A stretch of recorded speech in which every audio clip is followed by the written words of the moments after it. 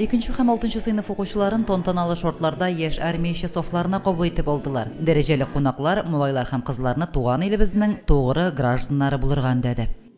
Без инде бүген космонавтлар көне уңаеннан үзебезнең 2 һәм 6 сыйныф укучыларын яшь армиячылар софларына алабыз. Бу безнең мәктәптә быел шушындай бәйрәм тантанасы итеп беренче тапкыр үткәрелә. Патриотизм ил нәрсә? Безнең туган ягын ярату, безнең илне. Күреп торасыз бүгенге ситуациялар нинди. Бәләкәйдән балаларны тәрбияләргә кирәк, илне яратырга һәм аны илне сакларга. Шулай булса гына безнең киләчәк булыр. Яшь армия хәрәкәте софларына кергән балалар үзләре дә илебезнең лаеклы кешесе булырга, кешеләрне якларга, өлкәннәрне хөрмәт итәргә, сәламәт яшәү рәвеше алып барырга ант иттеләр. Biz бүгеннән юнармейслар бушының белән горурланабыз.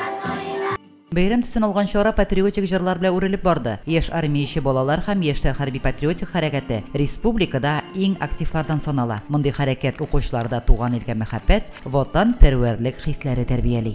Лилия Шәймиева, Динар Нуртдинов, Мөслим телевидениесе.